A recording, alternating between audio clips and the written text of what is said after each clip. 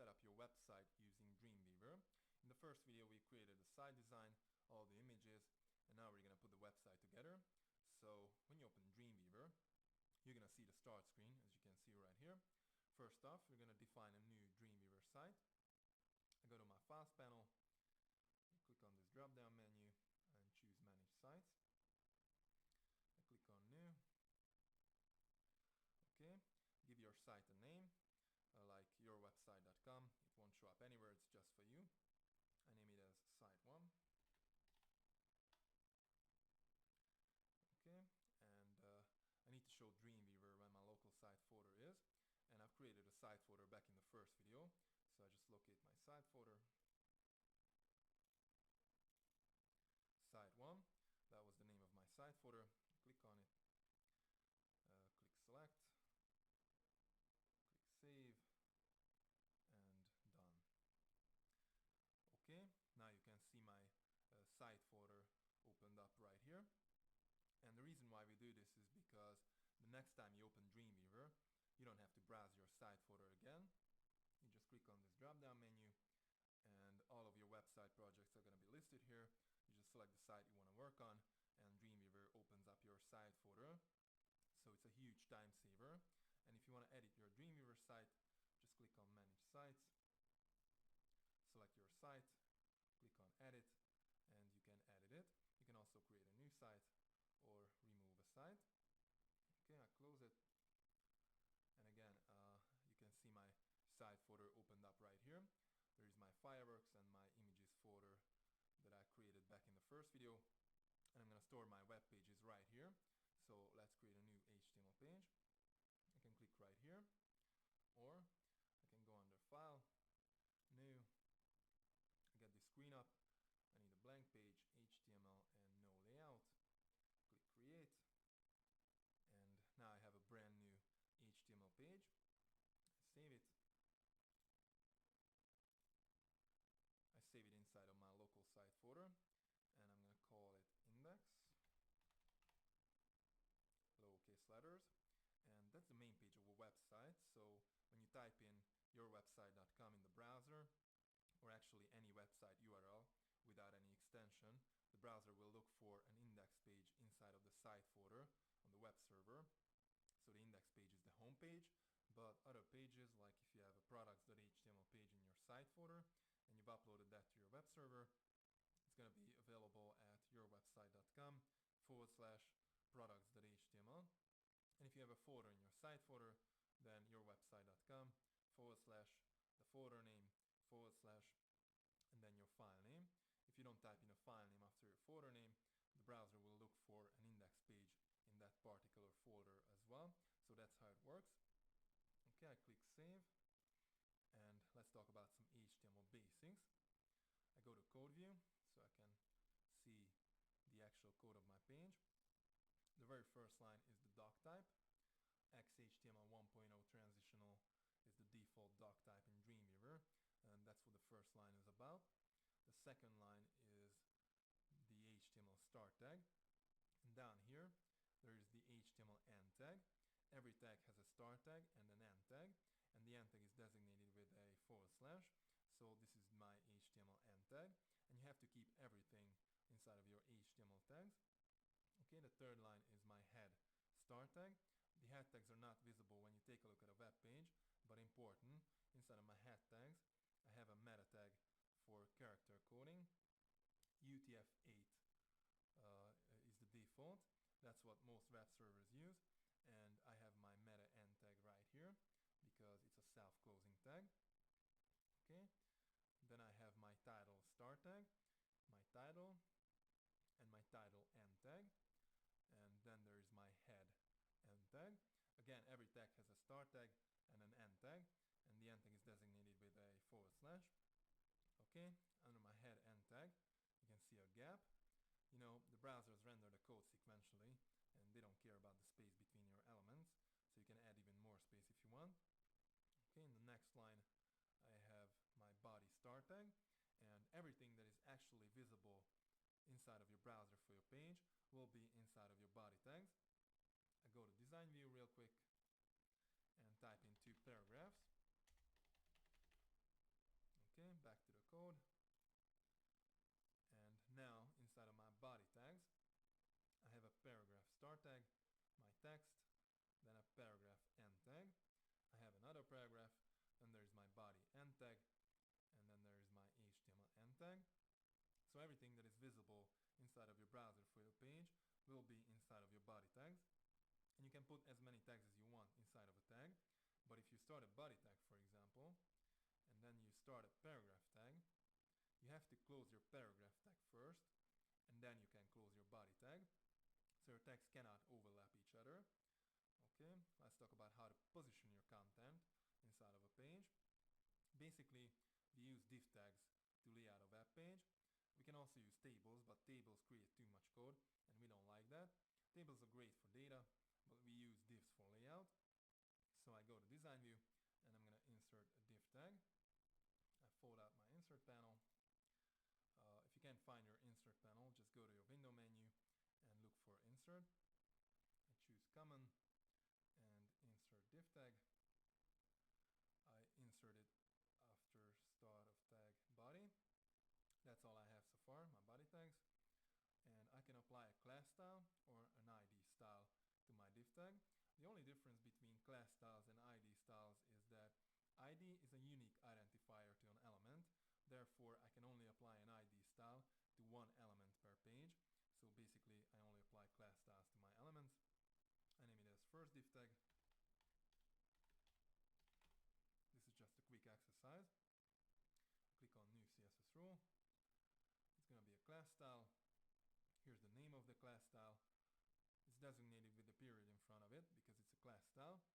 An ID style is designated with a hash mark in front of it. Okay, I define my rule inside of this document only. Later on we're going to use an external style sheet file, but this is just a quick exercise. I click OK, go to box, and I want my div tag to be 400 pixels wide and 400 pixels tall. And I change the padding to 20 pixels all the way around, so same for all. And I also change the margin, not same for all. Top 0, right auto, bottom 0, and left auto. I've given it a margin left auto and a margin right auto, just so that I can center it. That's how you can actually center a div tag. Okay, I go to background, and I change the background color to gray. I go to border, and I want a solid 10 pixel black border all the way around. Okay, that's it. I click OK. OK again. And here's my div tag. I select it so I can see my 10 pixel border and 20 pixel padding. And I've given it margin left auto and a margin right auto to center it. Okay, my div tag is 400 pixels wide from this point to this point. So the padding and the border are not included in that. Those are adding to my overall box size. And since I had no content inside of my div tag, Dreamweaver put this line in, but I can type in anything I want. I just type in 2 paragraphs. Okay, I turn live view on, and now I can see how my page will look like in a browser. You can also preview your page in a browser, and you should check out your pages in different browsers to make sure that they look exactly the way you want them to look. So go ahead and install all the popular browsers on your computer, like Chrome, Firefox, IE, Opera, and Safari, and then click Edit Browser List and add those browsers to your list. Okay, I click Cancel, and I have an Inspect button up here. I turn it on, and now I can see the padding and the margin on my different elements. I just hover over an element, like for example my div tag, and the blue view that you're seeing is the actual width and height of the element itself. The purple is the padding, the kind of different blue is the border, and the yellow is the margin. Also, my tag selector down here tells me which element I'm mousing over. Okay, I turn live view off, and let's take a look at the code. Here's my body start tag, and as I mentioned earlier, everything that is visible inside of your browser for your page will be inside of your body tags. After my body start tag, there is my div start tag. That's how I inserted it. After my body start tag, it has a class style applied to it called first div tag. Then I have my text inside of my div tag designated with a p paragraph tag, a start tag, and an end tag. There's another paragraph, and then there is my div end tag and my other two paragraphs that I typed in earlier, but these are outside of my div tag. Then there is my body end tag and my HTML end tag. And inside of my head tags, I have my CSS style sheet embedded. This is my style start tag, and this is my style end tag. CSS is a language that works alongside HTML, and the CSS style sheet is basically a collection of rules. I only have one rule inside of my style sheet, the class style that I just created. It's called first div tag, designated with a period in front of it because it's a class style. And inside of my curly braces, I have all the properties and values for this particular class style, just like I wanted. The background, the margin, it's all in there. And it's pretty simple too. There's a property like the height, for example, and then there's the actual value for it. But of course I can change it anytime. Now there are three different ways of inserting CSS style sheets.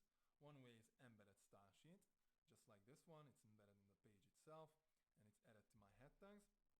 The second way is an external style sheet file attached to the page.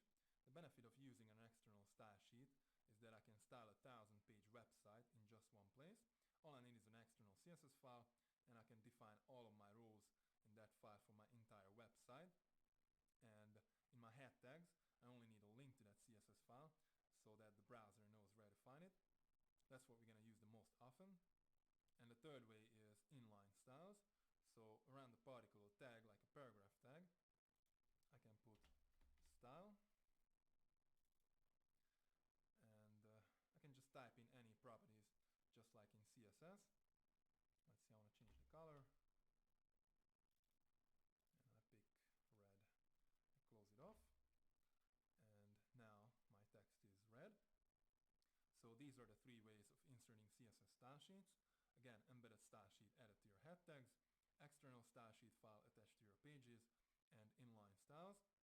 You can use all three of those to style your elements, but if you style an element in all the three different style sheets, the values will be inherited from the more specific style sheet. The inline style is the most specific style sheet, so it takes precedence over the embedded and the external style sheet. The embedded style sheet is second, and then the external style sheet is last. Okay, and this was just a quick exercise. I go back and delete my style sheet and my content as well.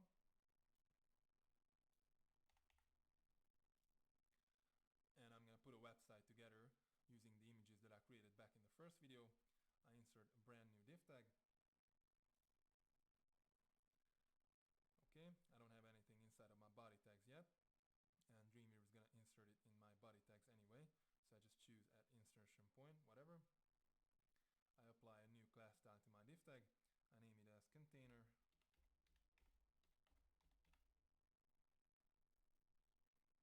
I want to style it right away, so I click on new CSS rule.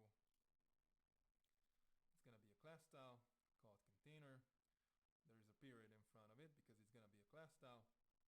And now I create a new style sheet file, so I can style my entire website in an external CSS file. I click OK, and Dreamweaver is asking me where to save my CSS file. I create a new folder. I name it as style.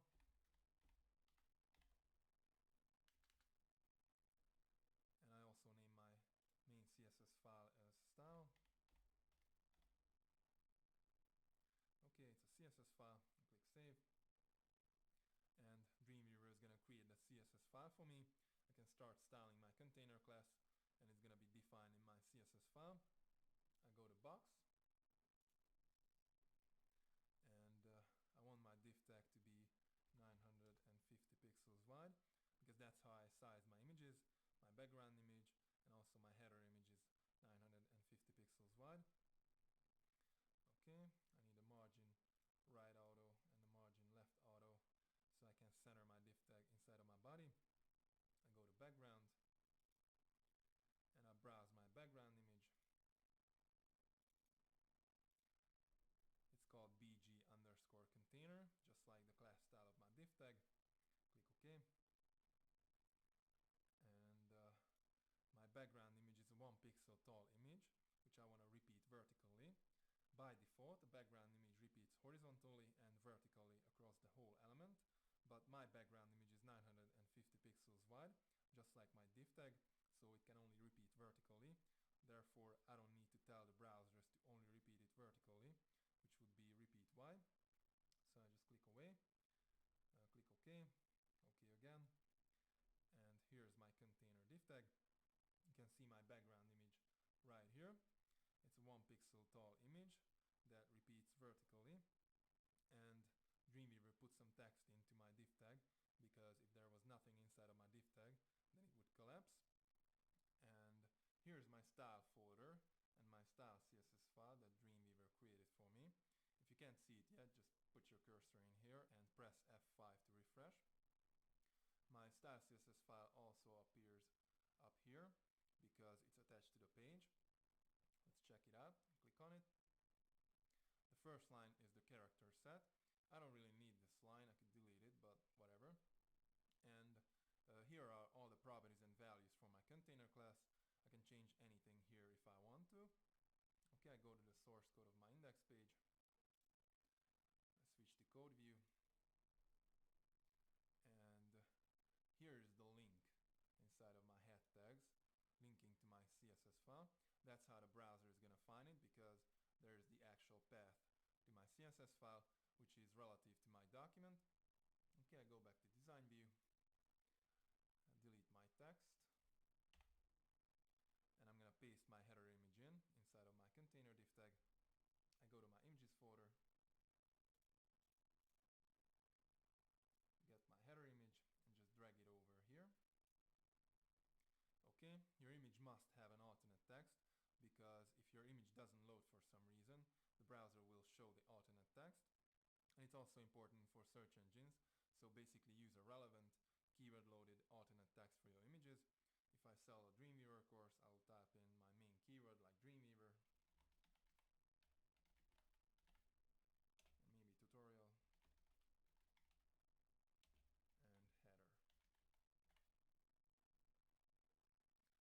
Click OK. And now my header image is right there inside of my container div tag. Let's take a look at the code. There's my div start tag, my image start tag, the source of the image, the size, the alternate text that I just typed in, and there's my image close tag because it's a self-closing tag, and then there's my div close tag. Make sure you don't have a p paragraph tag wrapping around your image, because if you do and you style your paragraph tag later, it's going to apply to your image as well, and you don't want to apply the, let's say, the paragraph margin to your image. Okay, I go back to design view, select my image, and I insert a brand new div tag. Wraparound selection, because I need a header div tag around my image, and I apply a new class style to my div tag. I call it header. Click on new CSS rule. It's going to be a class style called header, and I define my rule inside of my style CSS file. I'll click OK. I go to box, and I made a background image for my header div tag, which is 950 pixels wide and 165 pixels tall. So I make it 950 pixels wide and 165 pixels tall as well. Okay, I go to background, and I browse my background image. It's called bg_header. Click OK. And by default, a background image repeats horizontally and vertically across the whole div tag, but it's not going to repeat now because my div tag is 950 pixels wide and 165 pixels tall, just like my background image. So I don't need to set the background repeat to no repeat. So I click OK, OK again, and you can now see my background image right here. You can only see this small part of it because my header image is inside of my div tag, so it that's it. Okay, I'm gonna insert a brand new div tag to position my content below the header part. I go to code view. This is my header start tag. This is my header end tag. And I insert a new div tag right here after my header end tag. So my content is gonna be right below the header part. I hit my enter key and I've got my cursor sitting here. I click on insert div tag. I insert at insertion point right where my cursor is. I apply a new class style to my div tag. I name it as content. I want to style it right away, so I click on new CSS rule. It's going to be a class style called content, and I define my rule inside of my style CSS file. I click OK. I go to box and I make it 800 pixels wide, and I need a margin right auto and a margin left auto to center it. I click OK. OK again. And there's my content div tag. I go to design view and paste my text in.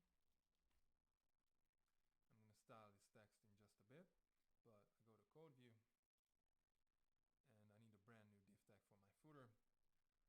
This is my content start tag. So this very first is my content end tag, and I insert my footer div tag right after my content end tag. And you know what, let's write some HTML code so you learn how to do that as well. We need a div start tag, and you can cut and paste the div start tag from above, but let's type it in, it's no big deal. Div class,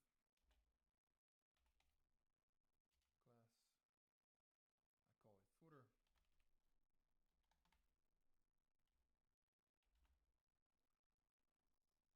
Okay, I type in some text because my div tag would collapse without content. And all I have to do is close it off. This is my div end tag. I go to design view and I can see my footer div tag right here. I go to my style CSS file and I'm going to style my footer class style. I want to define my rule right here. Actually, the order of your rules doesn't make any difference in CSS. So you can define it anywhere in the file, it doesn't matter. Okay, I start out with a period because it's going to be a class style and it's called footer. I hit my space bar and I need an open brace. If you can't find it on your keyboard, just copy from above. Okay, I hit my enter key and I'm going to style my footer class style. First of all, I made a background image for my footer and it's 950 pixels wide, 120 pixels tall. So I want my footer div tag to be exactly 950 pixels wide and 120 pixels tall. I just press my W key and I can already see my width. My code hinting is helping me out. Sometimes you have to trigger your code hinting. All you have to do is press Ctrl spacebar. Okay, I select width and I just type in 950 pixels, close it off, hit my enter key. I type in height 120 pixels, close it off, hit my enter key, and I need my background image. I just browse it, it's called bg_footer, click OK, and I switch to code view so you can see it better. I close it off, hit my enter key, and I type in margin top 70 pixels, close it off, hit my enter key, and I also type in text align center, so my text is going to be centered inside of my footer div tag. Okay, that's it. I hit my enter key and all I need is a close brace. I go back to design view, scroll down, and here's my footer div tag. I just paste my text in, there you go, and I put my cursor inside of my text, and my text selector shows me where my cursor is. It's inside of a paragraph tag, inside of my footer div tag, inside of my container div tag, inside of my body tag. These are only the start tags. If my end tags were listed here, they would be something like /p, /div, /div, /body in reverse order. Those are not listed here, but we know that every tag has an end tag. Okay, Now I'm gonna style my body tag. I click on new CSS rule, and the body is a tag. It's not a class style, it's not an ID style, it's an actual tag.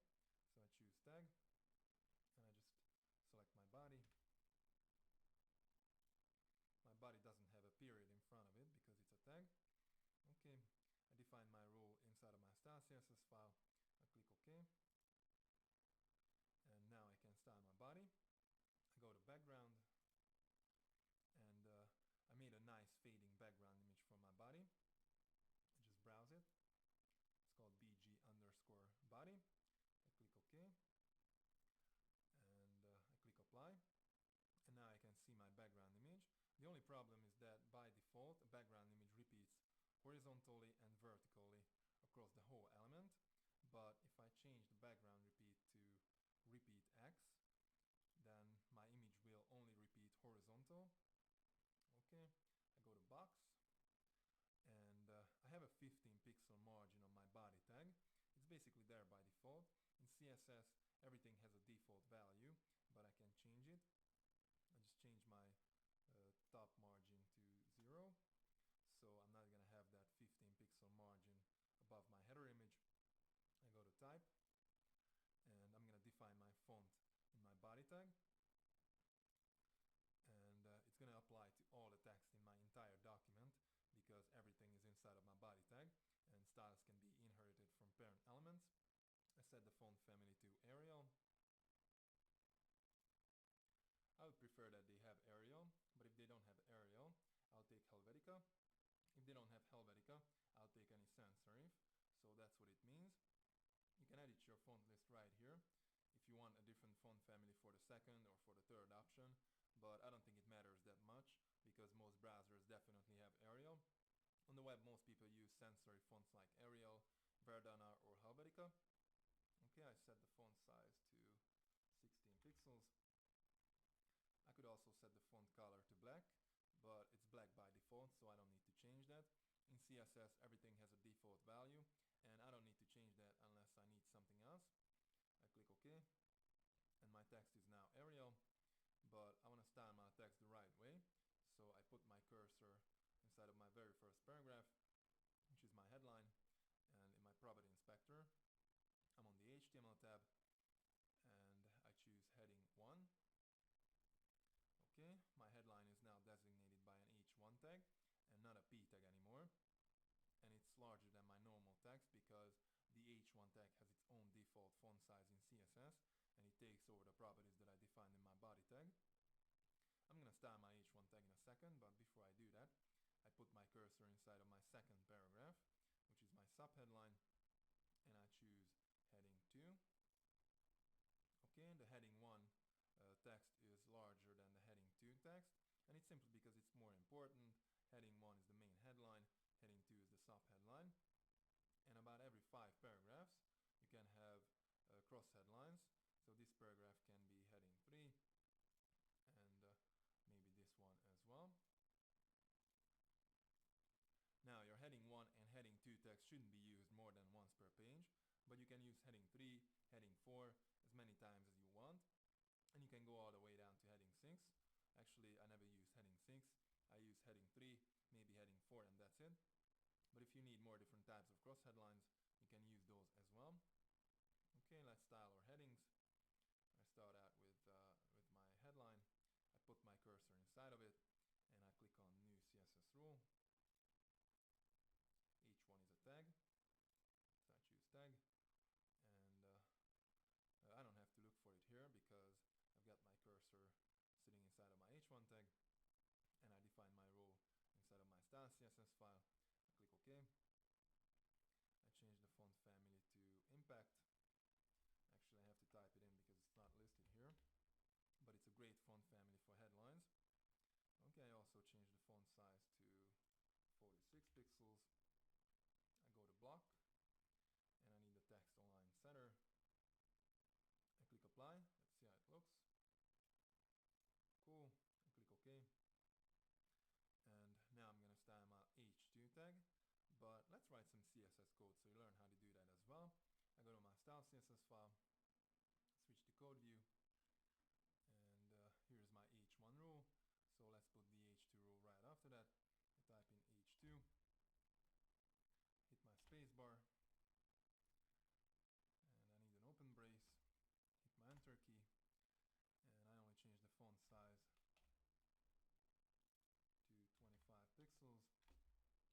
not seeing any code hinting, just press Control Spacebar.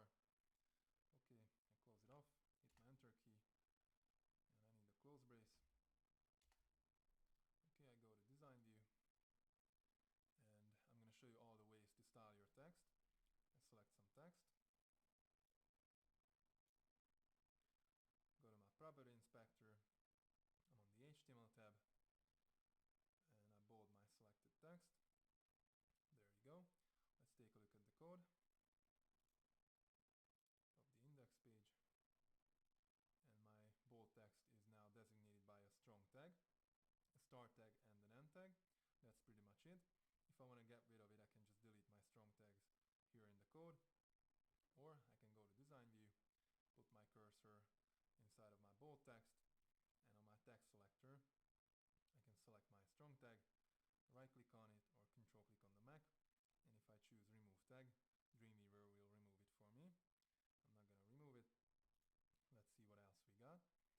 I select some other text, go to my Property Inspector, HTML tab, and my next button is italic. Click on it, and it works pretty much the same way as the strong tag. My selected text is now designated by an EM tag. That's the italic. And there's an underline tag as well, but it's not listed here simply because it's not recommended. Users can confuse it with hyperlinks, but if you need it, put a U tag around the text you want to underline, and you can do that in the code. Okay, my next two buttons are unordered list and ordered list. I select some paragraphs, like these three, and I choose unordered list first. Okay, my text is now designated by a UL tag. It's unordered list, and it also has li tags for list items, and you can see these bullet points in front of the list items.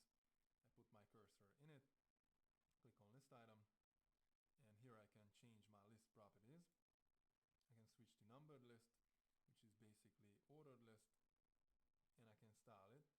So instead of bullet points, let's say I want alphabet large. I click OK, and now I have large alphabet in front of my list items, and my list is now ordered list. Okay, I change my ordered list back to unordered list. I select it, turn off ordered list, and turn on unordered list. Okay, I put my cursor right here, hit my Enter key, and I can type in my next list item. And if I want to switch back to paragraph, I'll hit my Enter key twice, and I can type in a paragraph. And if I hit my Enter key, Dreamweaver will start a new paragraph for me. Now if I don't want to start a new paragraph, I'll hold down my Shift key, press my Enter key, and I'll get a line break. I go to Code View, and this is a line break tag. Okay, back to Design View, and my last two buttons are block quote and remove block quote. Actually, I never use it, but I'll show you. I put my cursor inside of a paragraph, I click on it, and now I have a black quote tag wrapping around my paragraph tag, and my paragraph starts right here. I can click on it again to add more, or I can just remove it. And also I can style any tags using CSS. I put my cursor in one of my list items inside of my unordered list. I click on New CSS Rule, and I need a compound selector because I only want to style those list items that are inside of an unordered list. But I only need the UL li tags, so I click on less specific once again. And this CSS rule is only going to apply to those list items that are inside of a UL tag, so it's not going to have an impact on my order list if I have any. I click OK, go to list, and here I can choose a list style image, and I want to use my checkmark image instead of those bullet points, so I just browse it. It's called checkmark, and click OK. Click apply, and you can now see my checkmark image in front of my list items. I go to box, and I also need a margin bottom 10 pixels and a margin left 25 pixels. Click apply, let's see how it looks. Okay, it's good, so I click OK. And style your text by styling the actual tag in CSS, but if you want to style a specific paragraph, or maybe just one sentence, you can apply an inline style to your text. First, I create a new class style that I can actually apply to my text. I click on New CSS Rule. I need a class style, so I choose class. Okay, it's going to be a class style, so I type in a period, and I name it as yellow. I define it in my style CSS file, and click OK. Go to background, and I change the background color to yellow. Click OK. And now I have a yellow class style using a yellow background, and I can apply this class style to pretty much anything. First, I'm going to show you how to apply it inline. I select some text, go to my property inspector, HTML tab, and I have some text selected, so I apply my yellow class style to my selected text. Okay, my text is now designated by a span inline tag, which has my class style applied to it. I go to the code, and here's my span start tag. There is my class style applied to it, and there's a span end tag as well. I go back to design view, put my cursor inside of my text, select my inline tag, and if I choose none for the class style, Dreamweaver is going to remove it for me. Okay, so this is basically a span inline tag with a class style applied to it, but I can apply a class style to any kind of tag. I put my cursor inside of a paragraph, select my paragraph tag, and I apply my yellow class style to my selected paragraph tag. Okay, I go to the code, and you can see that my yellow class style is applied to my paragraph tag. To get rid of it, I can delete the class style here in the code, or I can go to design view, select my paragraph tag, and choose none for the class style. So this is how you apply a class style to pretty much anything. But if you don't want to create a new class style, you can also style a tag inline. I go to code view, and let's say I want to style this paragraph. I type in style instead of class, and now I can type in my properties and values just like in CSS. I type in text align center, close it off, hit my space bar, and I type in text transform uppercase, close it off, go back to design view, and my text is now centered and it's transformed to uppercase. The only problem with this method of styling is that if you want to apply those specific properties to multiple elements, you'll generate a lot of code.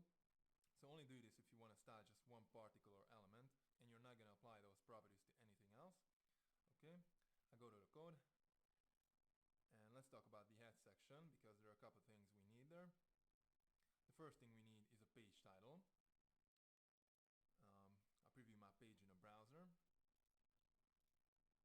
have to save it. And you can see my page title right here. And it also appears in the search engines. So I Google, let's say, Dreamweaver. Okay, you can see my organic listings. And the very first line here is the page title for each of these individual web pages. And basically you need a relevant keyword loaded page title for your web pages, and it has to convey some benefit to get people click on your site. I go back to Dreamweaver, and all you have to do is type in your actual page title right here, make it less than 70 characters. I paste one of my titles in just to give you an example, and I sell a Dreamweaver course, so this title is relevant and keyword loaded as well. Okay, I also need a description meta tag, which can also show up in the search engines right below your page title, so it also has to be relevant to your page. I want to insert it after my title tag. I go to my insert panel, and down here I have my head. I need a meta tag. Okay, in the value field type in description, don't misspell it, and in the content field type in your own description, make it relevant to your page, and put put your most important keywords in it. It could be like a sentence or maybe 2 short sentences. Again, I paste one of my descriptions in just to give you an example.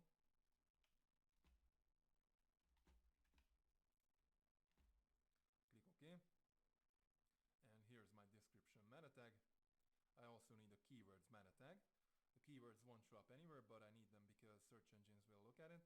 I insert it after my description tag. I go back to my head and I need a new meta tag. In the value field, type in keywords. Again, don't misspell it because it's important. And in the content field, type in 3 to 5 comma separated keywords that are relevant to your actual page. Again, I paste some of my keywords in, but this is just an example.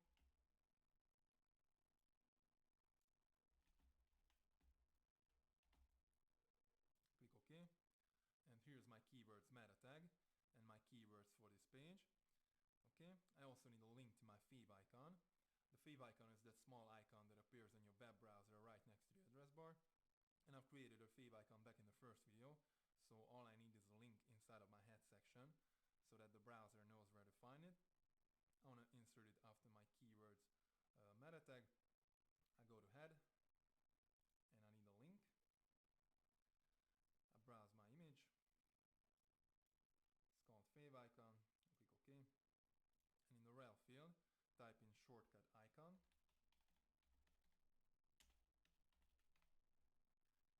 Don't misspell it. I click OK. And here's my link tag. Here's the path to my Fev icon. It's relative to my document and it's a shortcut icon. And the link tag is a self-closing tag, just like the meta tags. If you check out your page in a browser now, in some browsers your Fev icon is not going to appear. You have to upload your entire website to your web server and then it's going to appear. Okay, I delete this gap. I save my index page and I go to design view and I show you how to link one page to another. I just create 2 copies of my index page. I select it, press Ctrl D or Command D on the Mac and I get a copy. I need 2 copies and I'm gonna name this one as order.html. I just select it, press my F2 key and I rename it. Okay. And the other one as contact us.html. You can use a dash or an underscore to separate words in your file names. Either one is fine, but dash is more widely used. Okay, I open up my contact page and I change the headline to contact us. I go to code view and I also need to change the title, description and keywords because each page has to have unique title, unique description and unique keywords. I only change the title now to contact us.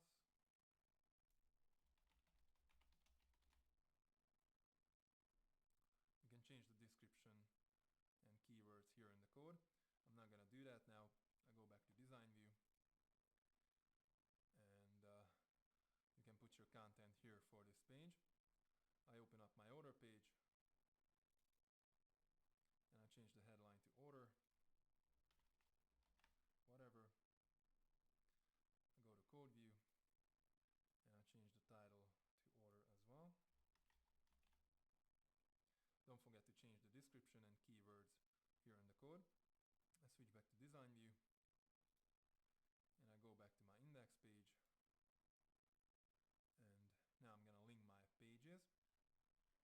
Down here in my footer I select my order text and in my property inspector I grab my target and point to my order page. Okay, this is now a link and my text is now designated by a tag because it's a link. I select my contact us text and point to my contact page.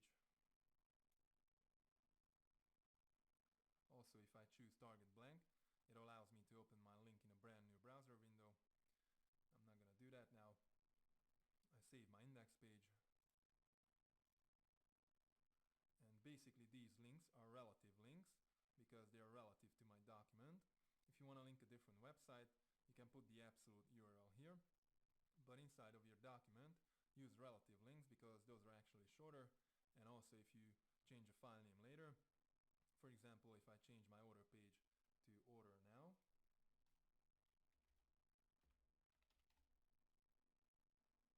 as I hit my enter key, Dreamweaver prompts me to update my links. So I can update my link, and I'm not gonna end up with any broken links. I don't update it now, and I change it back to order.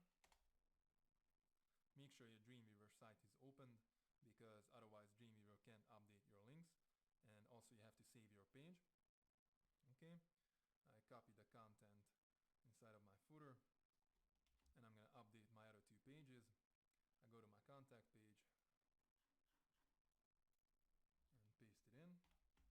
I just pressed Ctrl V, go to my order page and update it as well. Okay, I go back to my home page, and all of your individual web pages should link back to the home page as well, mostly because of search engine optimization reasons, but also because of usability reasons. Usually the company logo is the link to the home page, but I'm gonna link my header image. I select it, and I could put the absolute URL here, but I just type in a /, hit my enter key, and my header image is now linked back to my home page, whatever it may be. Now when you link an image, your image will automatically get a border. I put my cursor somewhere else so you can actually see it. Right here, I have a border on my image, and I want to get rid of it, so I select my image and change the border to 0. Hit my enter key, and my border is gone. Okay, I need a link to my home page in my other two pages as well. So I go to my contact page, select my header image, type in a /, and 0 for the border. Go to my order page, select my header image, /, and border 0. Go back to my index page, and I'm gonna style my footer. I fold up my insert panel, select my footer class style, and down here I can see all the properties and values for my footer. I can change the values here. I can add property, or I can delete or disable properties. But I just double click my footer class style and bring up my CSS dialog box. I change the font size to 14 pixels because I don't need such a big text inside of my footer, and it's gonna take over what is defined in my body because it's more specific. You remember I set the font size to 16 pixels in my body, and styles can be inherited from parent elements, but this property is gonna take precedence over that because it's more specific. It's for my footer specifically. Click OK, and I want to style my links inside of my footer.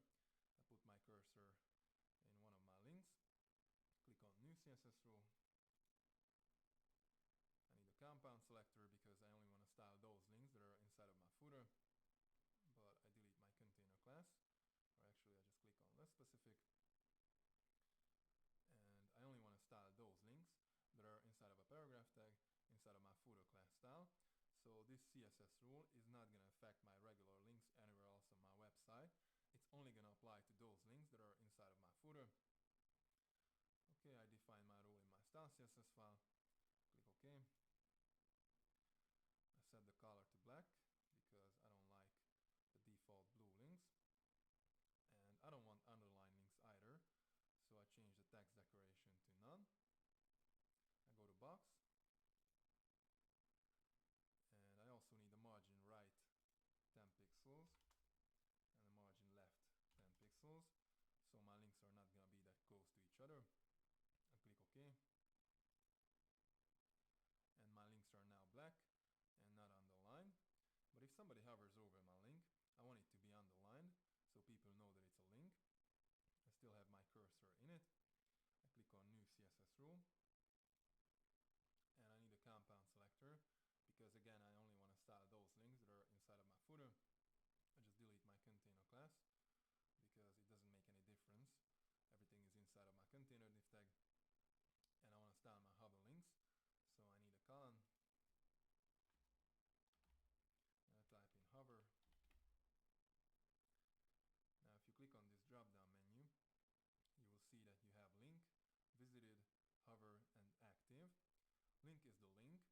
Visited is the link the user already clicked on. Hover is when somebody hovers over the link, and the active is basically the hover link for your visited link. You can style all 4 of those if you want, and if you do, make sure you put those rows into your style sheet in the same exact order as they are here. So in your CSS file, the link row comes first, then visited, then hover, and then the active. Usually the order of your rows doesn't matter in CSS, but in this case it does, so keep them in the right order compared to each other. Okay, I only style my hover links, so I click away, click OK, and all I need is a text decoration underline, click OK. I turn live view on, and now I can see how my page is going to look like in a browser, and my links are working perfectly. I hover over them and they turn underline. Okay, I end this video now because it's getting too long. I hope you enjoyed it. See you in the next video, and we keep working on this site.